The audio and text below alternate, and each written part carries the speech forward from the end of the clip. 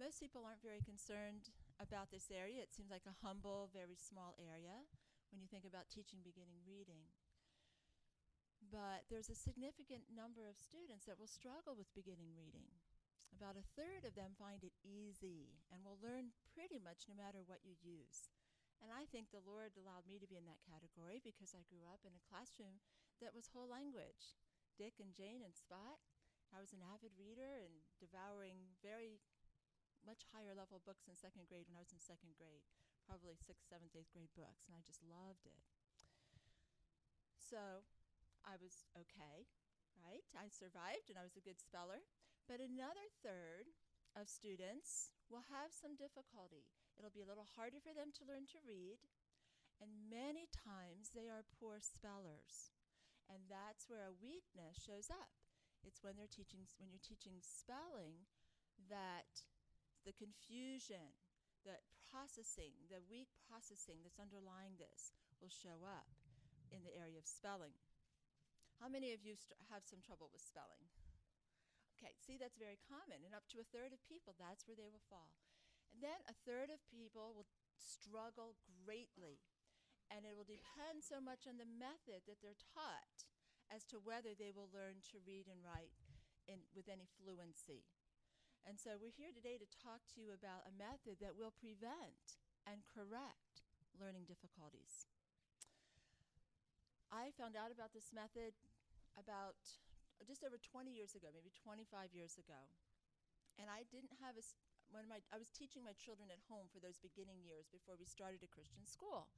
But I was just looking for the best method, and I really wasn't content. I'd used many of the traditional methods that you see out there. I purchased several.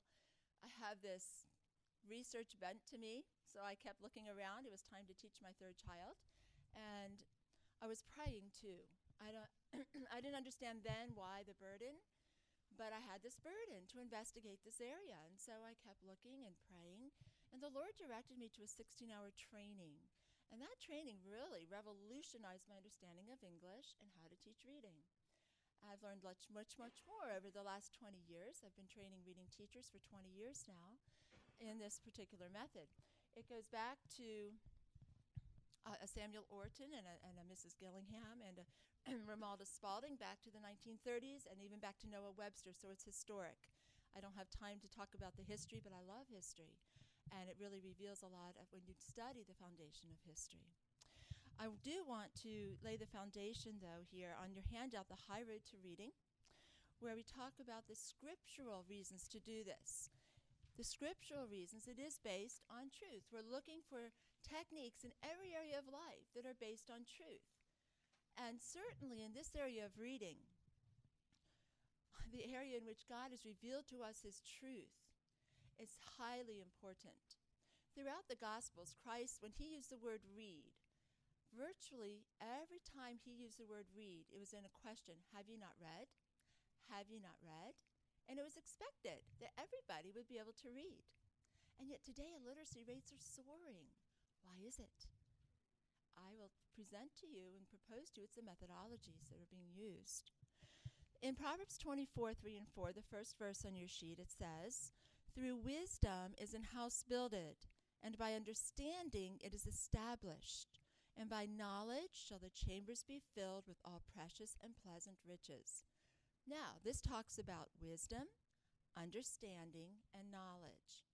And especially over the last year and a half, this verse has just come out to me so strongly in its application to the teaching of beginning reading.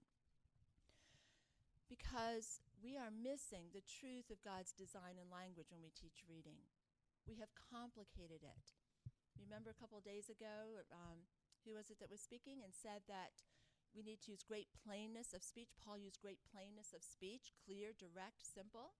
Well, we have complicated the process of reading, and as I said, that's what man does. He complicates things, especially the important things that are going to lead us to the truth of Christ.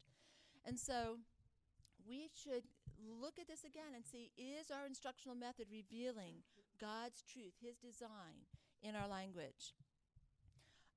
Let me point out to you the second quote underneath the bullet. I have a verse and then a comment that I make and several quotes from people who are researchers. And if you look at the second quote on your sheet, the paradox is that the process of, let's see, that's actually not the one no, I do want the first one.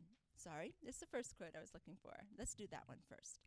Reading research supports the necessity for directly teaching concepts about linguistic structure to beginning readers and to students with reading and spelling difficulties.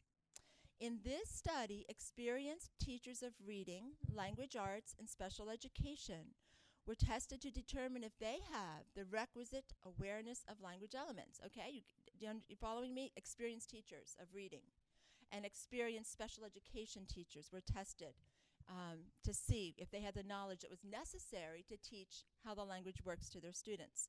And it mentioned some technical terms, phonemes and morphemes, and I see that I have a bracket and a parenthesis, so this didn't make the final edit. And it says that how these phonemes, which simply mean sounds, and morphemes, which simply means the meaningful units, all the roots, joy is a root, and joy has two parts of meaning. So do teachers understand these and how they're represented in writing? Do they know how the sounds and symbols work together? The results were surprisingly poor, indicating that even motivated and experienced teachers typically understand too little, and space didn't permit me to continue the quote. But Louisa Cook Moats is an educator well known in the realm of reading and reading disabilities, and she has done much research. And since 1994, she published again in 2003 with a test they've been giving to teachers, and the results are still surprisingly poor. And so there's a problem. We have a problem. Okay? And if you go down to the third quote, children with reading problems, regardless of IQ, all scored badly on one particular test, which measures the ability to hear individual phonemes, sounds, that is, in words, a skill that's required by an alphabetic system. Now, do we take that for granted? I teach foundation of language on a college level. My students find it very, very difficult because the processing that we're instilling in beginning students of reading and throughout school is all visual. And yet the alphabet is about a sound symbol system. It's about the sounds first. The symbols are there just to represent the sounds, and the students aren't getting it.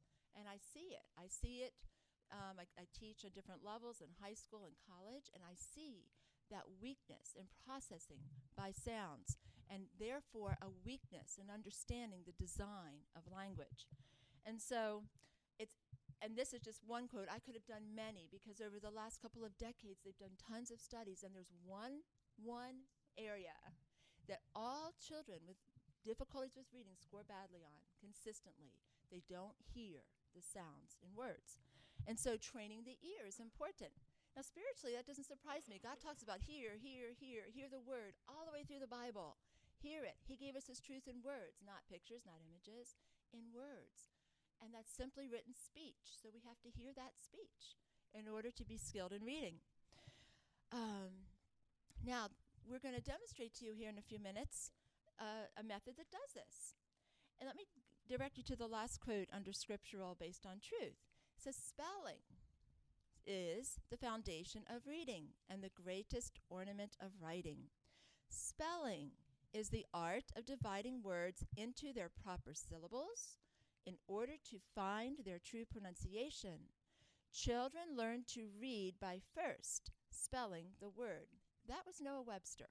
And today we all hark back to his blueback speller. But we don't understand spelling today. Many times we spell by just looking at a word, Mexico, M-E-X-I-C-O, Mexico. We say it, we say the letter names. That is not what he's talking about. He's talking about sounds. Mex, I, co. And you have virtually no options. If you can hear those sounds, you can write them. You would anticipate exactly which symbols. And we're going to call those symbols phonograms in this approach. So we know phonogram is phono, write, phono, sound, and gram, to write. It is a written symbol. And so that is a dynamic that we're missing today. Now, I think what I'll do next is show you what I'm talking about, and then we'll talk about what we've done, okay? So I have with me today Ashley Worthington and then her mother, Lisa. About a year and a half ago, Lisa Worthington took my class on a Monday nights that I offer here in the fall because she knew her daughter struggled with reading. And Ashley's very happy to share the story with you today. And it was, in fact, at basically a first grade level, you double check your scores, first grade level of reading and spelling, and she was going to fourth grade that year. Now, Lisa had tried many things, all the traditional things and some untraditional things. Ashley was not learning to read and write, and Lisa has an educational background too, University of Florida. Did I have that right? Florida State, okay.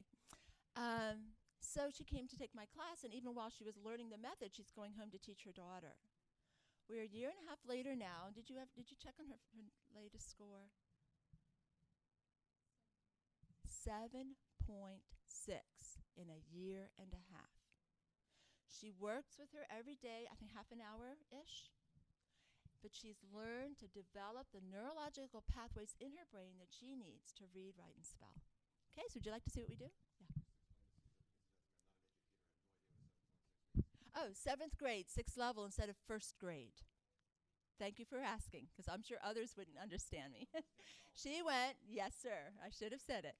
She went from a first grade to a 7th grade level in a year and a half. Now, that is a powerful technique, efficient and direct. And we want to show you just a little window, we don't have much time, of how that works. Now, let me get some help getting set up here. I'm going to need a chair here. Thank you very much. I actually do need this chair as kind of a desk, I think, so I can grab. So, yes, I do. I need one more chair. And Ashley, if we can move you over just a little bit. Okay. And I'm going to get help. I'm sorry. Actually, we need one more place for you unless you want to stand. Pardon? Oh, okay. That's good. Now, we haven't practiced. Let's see. I'm just going to double check your log, Ashley. The power of this is not just that Ashley's done this. She did this with somebody who was just learning the method. I did not teach Ashley. Her mother taught Ashley. I taught her mother. Okay, and you are all the way up to, let's see, sweetheart. Can you help me find it? W2. This is simply a word list, starting at first grade level, going up to 13th grade level. And Ashley's made it up to W, which is up near the top of high school level in terms of the word presentation. And you've done, okay, the first 6 words in W2. So we're going to start by having her read these words 2 ways. She's going to read them by sounds and then for speech and for reading. Go ahead, sweetie.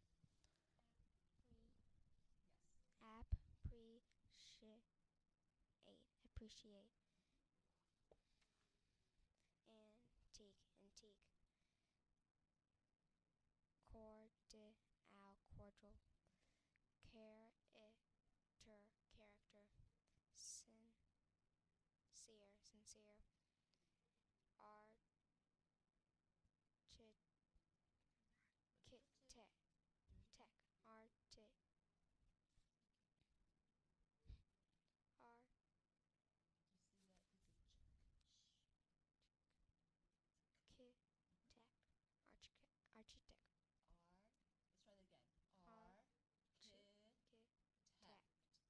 Architect. You're doing great, even though you're in front of a bunch of people with a microphone in front of you. Okay, yes. And what we're going to do is, now as she did that, she was processing her sounds and thinking about how to spell the words. And again, let's try this one more time together. Architect. Good job. And we're going to go ahead and give you the next word in the list, okay? So, and I'm going to need to hold my board. Lisa, I didn't get my marker. Oh, I did. I did. It was hiding. I thought I missed that part. And I have my eraser. All right. So the next word is separate. We want to separate. You're ahead of me. We usually put it in a sentence. Okay, separate has 3 syllables. we think to spell separate. Sep.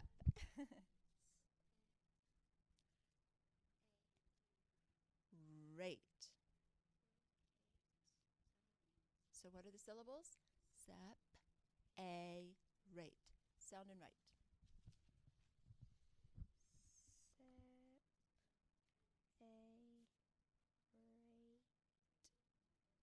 Excellent. Read me the word. Good. And dictate it back to me. Sep, sep, a, rate, Let's mark it. We're underlining A. Why are we underlining A? because A-E-O-U usually says A-E-O-U at the end of a syllable. Exactly right. It's saying its name, its second sound, because it's at the end of a syllable. And how about the last syllable? Okay, she said draw a bridge from the vowel over the consonant to the silent final E. And why do I underline it twice? Silent final E. It's to the silent. Exactly right. It's silent. And what job is it doing? The first one, which is to do what? Okay, the vowel sound changes, she said, because of the E. And I know Lisa's having a job here trying to go back and forth with the mic. But the vowel sound changes. Now is that the only reason we have silent final E in English? Why else could we have a silent final E in English? C, For C and G. G. And why would we have it for C and G? The C says and the G says G because To of make the the C say S and the G say J. Is there any other reason we might have a silent final E in English? every syllable must have a written vowel. Every syllable needs a written vowel, like Bible or syllable. And English words don't end in some letters either. What are they? I, U, V, or J. I, U, V, or J. So we put an E if the word ends in a V or a U, just to keep the word from ending in E. Good job. Very good. So there's lots of reasons for E's. Most of us haven't learned them, but Ashley knows them well. Good job. Okay, so we've marked our word. We've analyzed it together. Now let's think to spell. Ready? Right, separate. Good. And the student, one of the dynamics is I'm not telling her. She's telling me most of this, okay? There's a question and answer dialogue, and where the student is thinking and interacting. This program is hard to explain because you're not seeing something picture filled in a packet somewhere. It's the interaction and it's the thinking and the dynamic of it that's so important. Let's go to the next word, honey. Grease. We got grease on our clothes. Okay, one syllable. The first thing we do is count the syllables, and of course we get a routine so we don't have to explain everything we're doing all the time, right? One syllable. Okay, we're going to think to spell grease. And we're going to have and this is the E-A-A, okay? Grease. E, S, Good job. Can you read it? Grease. Now teach it to me. Hold on. Hold on for me. Okay, go ahead. E, S, sound final E. Perfect. And how do we mark it? Underline the E. Okay, why do we do that? Do you know why we underline that? It's a two-letter phonogram, right. It makes one sound. So we're looking to think by sound units, and we're going to identify this as a one-sound unit. Is there a number over that? Why not? It's the first sound. It's the first sound. Can you tell me the other sounds it could make? A. Or A. Good job. But we don't have those sounds in this word. And what else do we do? E twice. And why do we have this E? 5. What does 5 mean? Odd job E. Odd job. It's not one of the 4 reasons we talked about earlier. There are odd jobs they can do. And one of the odd jobs we see often is that it's at the end of a word that has an S when it would look like a plural. And so we need our odd job E. So how do we think to spell this word? E, S, sound final A, grease. Perfect. We spell it by sounds. A huge, simple, but a huge dynamic. Okay, let's do 1 or 2 more words. Okay, honey? Let's do, under separate, the word is let's see. If I could get something a little, I'm going to skip down a little bit and do, I'm going to erase, get rid of here. don't worry. Just put it, honey. Yeah, it'll work. Messing up her order. The word is challenging. She'll do a good job. Instantaneous. 5 syllables. Good job. We think to spell in-stan-te-ne-us. In. Stan. Te. Ni. E-a-e. Us. L-O-U-A. So the syllables are in, stan, te, ni, us.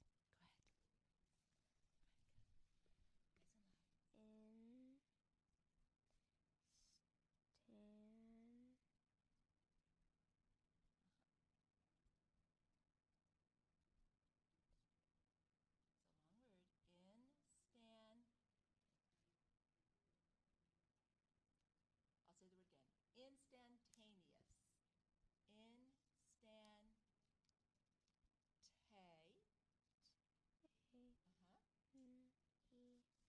Instantaneous. Perfect. Okay, read it. Instantaneous. And teach me. Stands. Atten. Tate. A. Us. What was after Me. te? Me. Us. Excellent. Okay, let's mark it. A, because. Usually it says A-E-O-U at the end of a syllable. And next. Because A-E. it says E at the end of a syllable. And.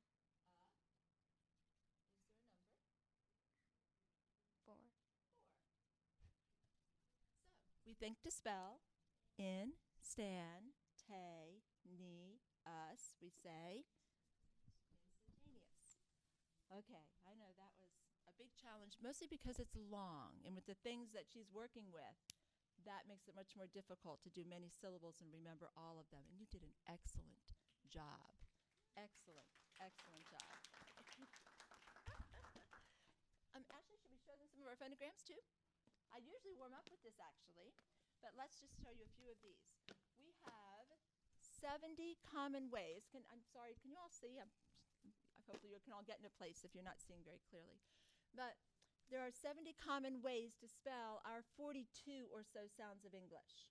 And so we lay the foundation for the system by learning these phonograms. We start by learning the first 26, which are the alphabet, and we learn them by sounds.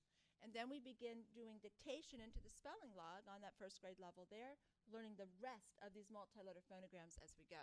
So I haven't put these in any particular order. In fact, I have one of the hardest ones in front. Let's give it a try. I don't know if it's going to be hard for you, though. I shouldn't have said hard. Let's come back to it. Poor girl. All right, hold on. Let's do that one. Okay. I'm going to come closer to you so we can hear you, okay? Aw. Can I use this one at the end of English words? Yes. Okay, good job. Ow.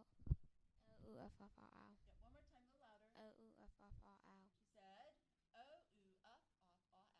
It has 6 sounds. It's recording us. It's not making us louder. It's not for making us louder. But you've got a good point. What's this one? Ow-O.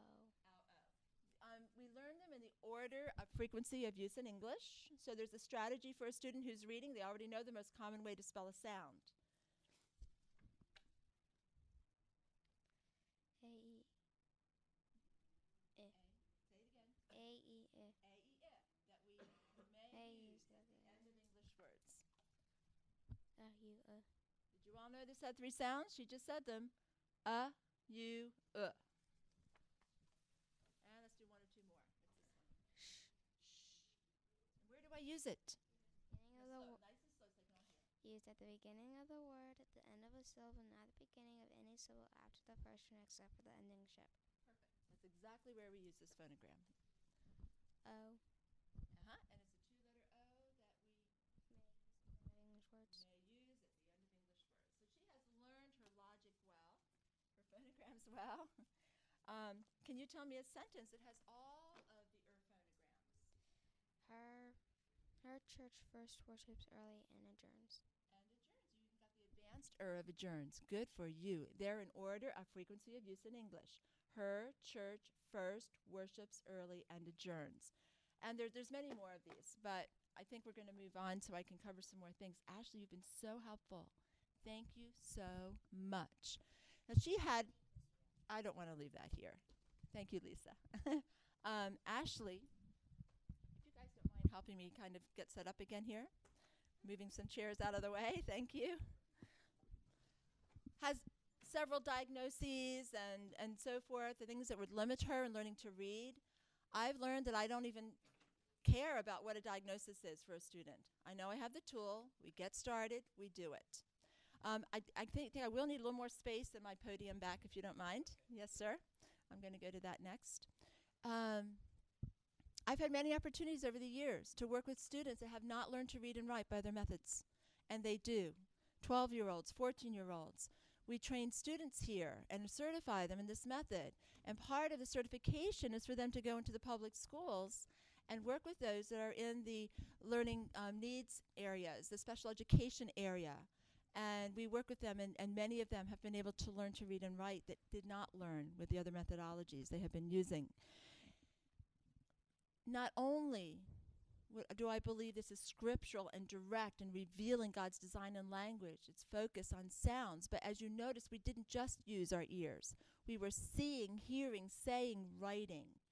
If you were to delve into the special education field, they talk about VAK, visual, auditory, kinesthetic, and tying them together. Could you see us do that? She would hear it. What did she do first? She heard the word. And then she went through the sounds, and I showed her. She'd never seen the word instantaneous before, any of those words. Never seen them. But she heard it. I told her what to do, and she wrote the word, you see. And that is a very important order to the process. I also believe that this method is simple. It is simple and direct. And the next page that I would have you look at is this phonics, a comparison. What time are we finished in here? 25 after? Okay. In this paper here, you have phonics, a comparison. And what I've done is I've spent some time looking at a number of methods of reading. I told you in the beginning that was my interest. And I've tried to give a summary of a traditional textbook approach as compared with, this is an Orton-based, and the book that we use is Spell to Write and Read. I should show you. A Christian, Wanda Sinceri, has written these books. She started off writing just a handbook to go with the Romalda Spalding book, who worked with Dr. Orton. Orton-based methods are everywhere. You've heard about them, Barton and Wilson. And if you go into the realm of special education, almost all of their programs are Orton-Gillingham-based. But Orton-Spalding had the more direct method. The problem is it was too simple and too inexpensive. All you need is a paper and pencil and a trained teacher. That's it.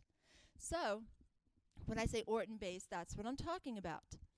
In the traditional textbook method approach, if you look at the keys, we're going to look at the keys and the process.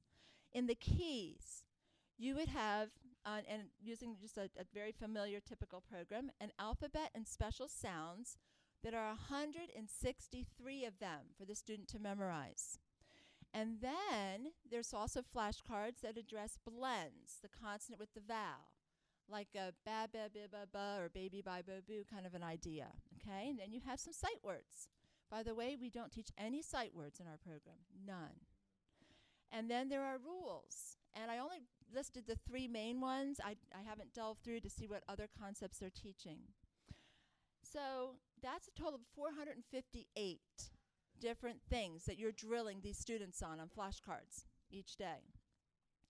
With what we're talking about here, we have the 70 phonograms, the common ways we spell the sounds of English, and we also have, I'm pulling out the other keys here, there are 28 rules. Now, a lot of them we just teach right along with phonograms, like Q always needs a U. Now, that's one down already, you know. The sh rule she quoted, though, was another one of them. And we have then a total of 98 keys to the language. Now, there's additional complexity if you look a little deeper into these methods. And that is, first of all, we can look at the traditional textbook.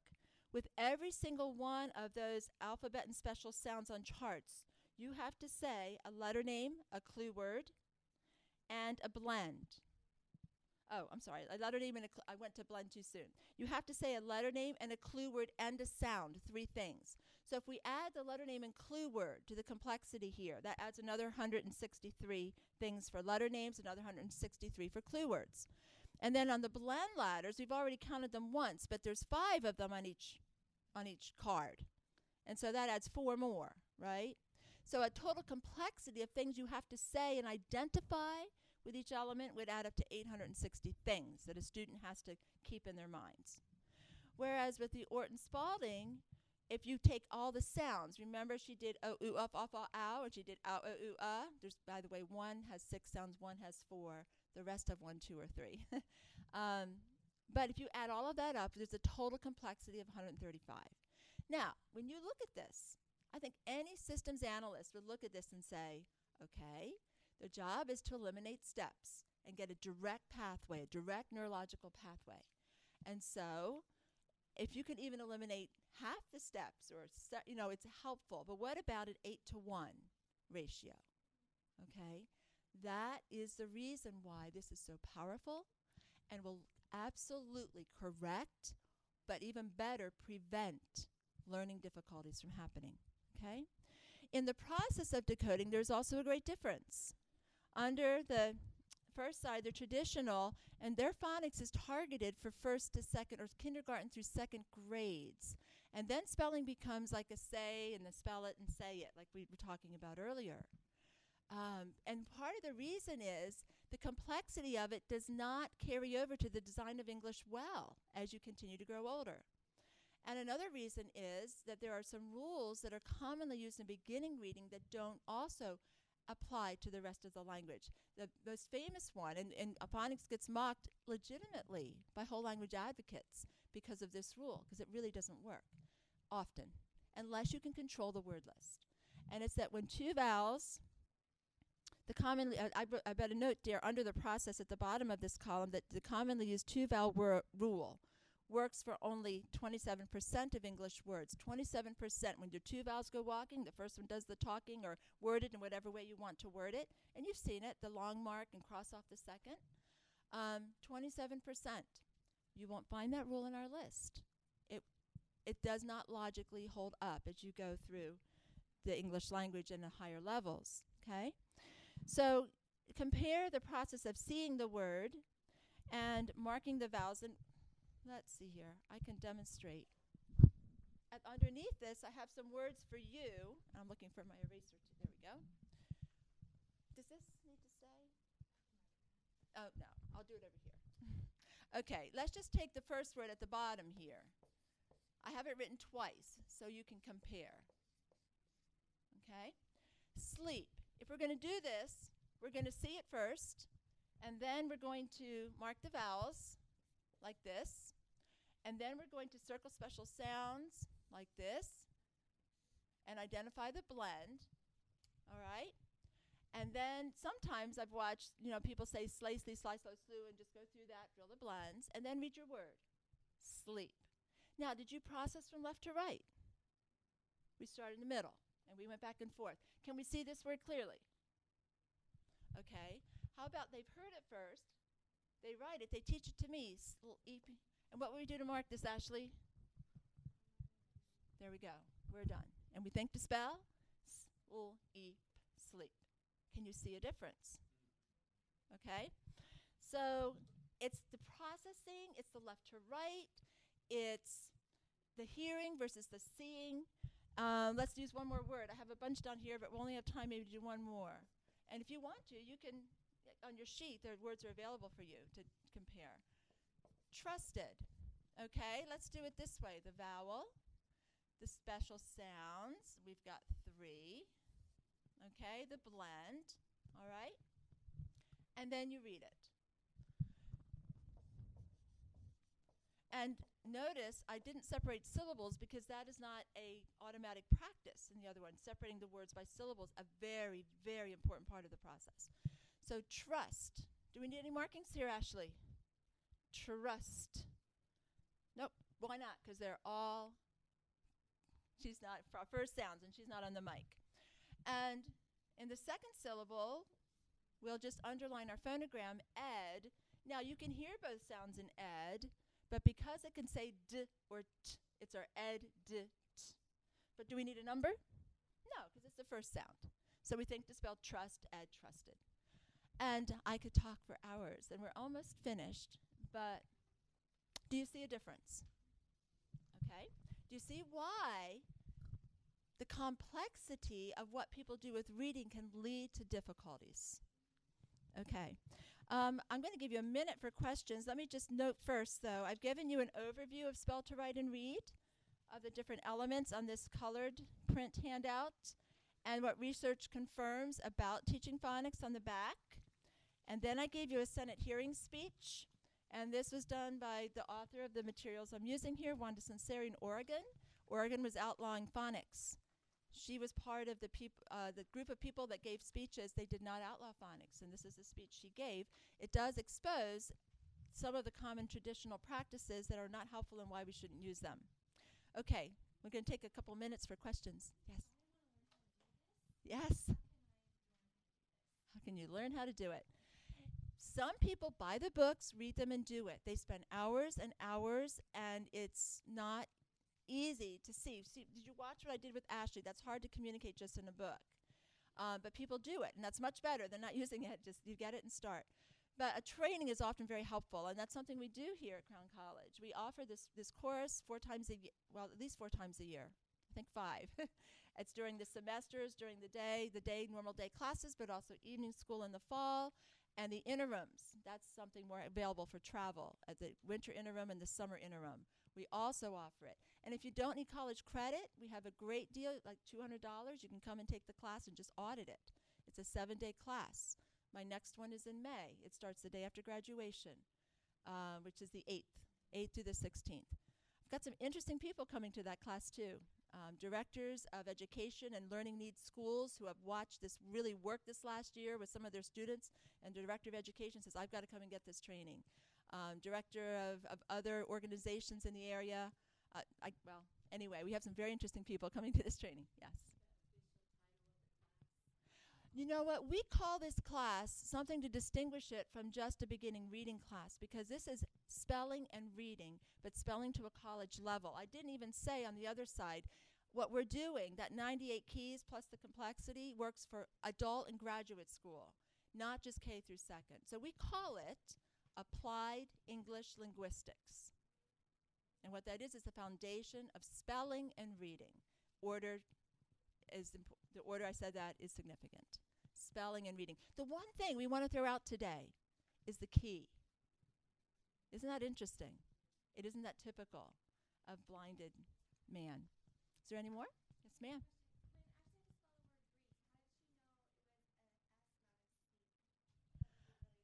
No, it's actually not. That would be probably the more common way to do it, but I often do clarify, and I didn't. But she's internalized, I guess, enough of the pattern, she was able to choose the frequent one to put there. But she could have spelled the wrong one, and I should clarify it. So that's an excellent question. I always clarify and make sure. And by the way, if she was making a mistake, and I don't think she did, I was trying to watch right. But if she does, we do immediate correction. A lot of the ways people do today, they have the student see the mistake and then do something else with it. And sometimes they give them mixed up words or a list of words with different spellings and pick out the right one. That is a very bad exercise, because you're putting in wrong visual patterns into the brain, and if they pick the wrong one, it reinforces the wrong one. So we give immediate correction when we're doing one-on-one. If you're in a classroom, you can't. But you will still work with those students as quickly as you can to correct anything that's gone into their log in error. So that's another aspect. Yes, sir. Yes, sir. Yes, sir. This is it. Mm-hmm. Oh, yes, sir. Yes, ma'am. Yes, sir. The gentleman's asking about teaching adults. A couple years ago, I had the privilege of working with a 21-year-old. Very, very intelligent. We found out later as we worked, I had her go checked by a special eye doctor who did different techniques, and they found some eye issues with her.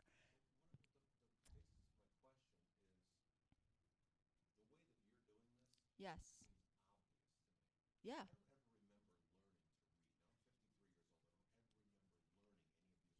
Right.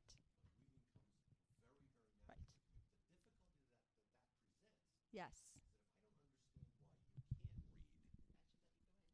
Then how can I need to make the bridge between what comes naturally to me and understanding why you don't have it. So can you help me identify those reasons why? Well, remember I said that I was a natural reader and speller. What did I lack? And I didn't get to emphasize this, but in that verse I gave you from Proverbs, when it talked about understanding, that's what we don't have today, the understanding. And that's what I still didn't have. As good as I was at reading and spelling with all straight A's and whatever, I did not have the understanding of my language, and that's what you're saying. Well, this particular you don't have to really do anything but learn to pick up these tools and learn how to use them. That's all that you need. And it's wonderful because you can teach anybody. And let me just tell you, my heart burden, and my heart burden is not just that. I know what the answer is for struggling readers, dyslexics, and so forth. And just be aware that it will take longer to correct a problem than teach it right in the beginning, but it is correctable. But also, I was in a session yesterday where the gospel is going out in Africa to such a great degree, the work of Brother Tom Sexton and Dr. Tilley over there. And they're waiting for people to come help establish church schools. I know we have a dynamic method using pencil and paper that we can take around the world. So we're not just training our students or children to train just for them. But when you have this understanding, and if you grow up with this method, you do have understanding. You can go around the world and train people who are in English classes. Now, I believe in translating Bible into first language and mother tongue. But I also believe in doing every means we have. There are English classes in just about every country, and that's what they're doing in education. We can teach them to read the English Bible quickly without years of translation. We can at least go now with that method and train them in church schools to do that. Why don't we close in prayer, and then if you have more questions, I'll be glad to stay and answer. Father, thank you so much for your design, for your tools, for your answers to prayer. Help us, Lord. Help us to help the many people who need to learn to read and write, and help us to take these tools around the world and teach people to read your word. We ask this in Jesus' name. Amen.